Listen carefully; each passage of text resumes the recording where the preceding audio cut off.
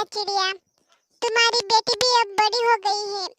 कोई चिड़ा देखा क्या नहीं इसके लिए तुमने? अरे चिड़िया बहन, अभी तक नहीं देखा, पर मैं भी अब सोच रही हूँ गुड्डी की शादी करा दूँ। अरे बहन, ऐसी बात है तो आप फिक्र मत करो। हमारे गांव में एक चिड़ा रहता है, बहुत अमीर है। हमारे गुड़िया बेटी को रानी बना के रखेगा। रानी, आप कह दे तो मैं कल ही उस चिड़े को बुलाती हूँ गुड़िया को देखने। हाँ बहन, पर मुझे गुड़िया को पूछना पड़ेगा। अरे बहन, बच्चों को क्या पूछना, उन्हें कौन सी समझ होती है। हम बड़े हैं, हम उनका फैसला करेंगे। वहाँ पर कबूतर भी आ जाता है। हाँ हाँ, गुड़िया के लिए बहुत अच्छा रिश्ता रहेगा।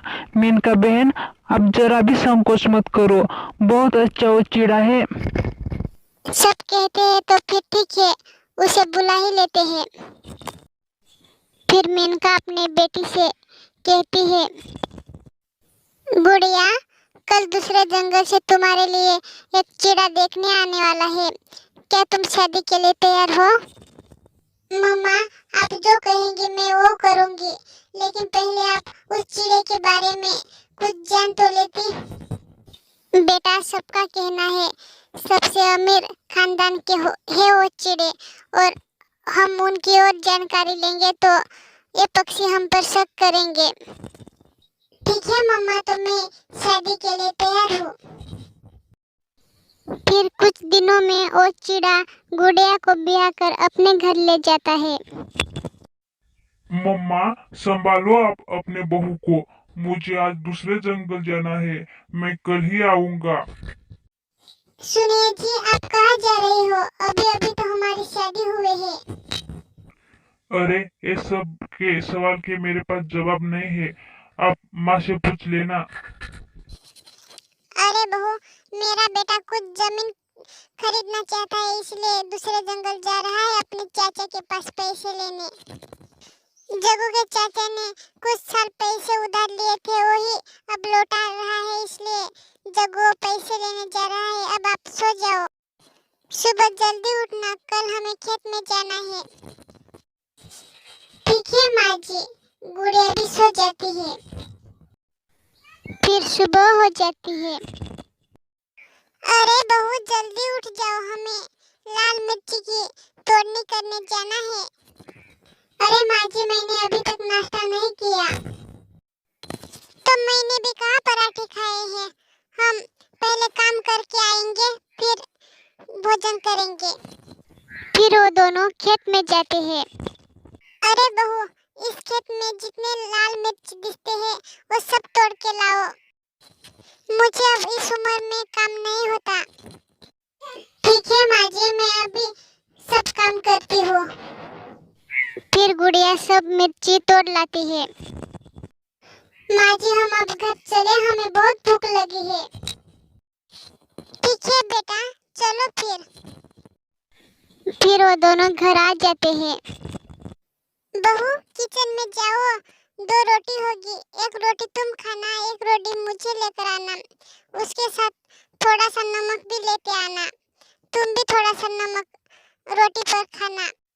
माँ जी, हम सिर्फ नमक के साथ रोटी खाएंगे।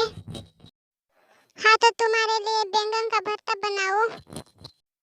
जो मिल रहा है वो चुपचाप से खा लेना। फिर शाम हो जाती है। अरे बेटा, तू आ गया? क्या कहा चाचा ने? माँ, अरे बहू, तुम हमारी बातें चुपके से क्यों सुन रही हो? तुम यहाँ से चली जाओ। जाओ किचन में, मेरे बेटी के लिए चाय बना कर लाओ, और ध्यान रखिए एक ही कप की चाय बनाना। अरे माँ, चाचा ने पैसे दे दिए हैं, अब वो जमीन हमारी होगी। अरे वाह बेटा, ये तो बहुत अच्छी बात है। माँ, अभी अभी मेरे दोस्त का फोन आया था, दूसरे जंगल में एक किसान और खेती बेच रहा है, क्या वो भी खेती में ले लूं? अरे बेटा, ले ले, इसमें पूछने की क्या बात है। ठीक है माँ, तो फिर मैं चलता हूँ। ओके बेटा, संभल कर जाना। अरे बहू, जल्दी करो, हमें खेत में जाना है। और बेटी, आज रोटी और नमक साथ में ही लेकर चल। आज बहुत काम है, हमें शाम तक खेत में काम करना होगा। माँ जी, मैंने तो सुना था आप बहुत बड़े खानदानी पक्षी हो, आपके पास बहुत पैसा है, लेकिन आप तो हर रोज नमक के साथ रोटी खाते हो। अरे बहू, हम सब पैसा खाने में उड़ाएंगे तो हम इस जंगल के सबसे अमीर पक्षी में से कैसे कहलाए जाएंगे? मेरे बेटे के पास इतनी जमीन है, इस जंगल में कोई पक्षी के पास इतनी जमीन नहीं होगी। इसलिए हमें खाने पीने पर नहीं ध्यान देना चाहिए और पैसा सिर्फ जमा करके रखना चाहिए। जिसके पास ज्यादा पैसा होता है वही सबसे अमीर कहलाता है, ना कि कोई अच्छा भोजन करता है उसे अमीर कहते हैं। गुड़िया को अच्छे खाने पीने को नहीं मिल रहा था, इसलिए वो कमजोर होती जा रही थी। हमेशा काम करती रही और कमजोर होती जा रही थी। अब गुड़िया की तबीयत बुरी तरह से खराब हो रही थी। एक दिन गुड़िया की माँ गुड़िया को देखने आ जाती है। अरे गुड़िया बेटा, ये तुमने अपना क्या हाल बना लिया है? गुड़िया ने अपनी माँ से सारी बात कह दी। अरे बहन, आपको ऐसा नहीं करना चाहिए था। आज मेरी बेटी को कुछ हो जाता तो? हमें पैसों से कभी नहीं अमीर होना चाहिए, हमें तो दिल से अमीर होना चाहिए। फिर मेनका अपने बेटी को लेकर जाती है। जग्गू और उसके माँ को पछताने के अलावा कुछ नहीं मिलता।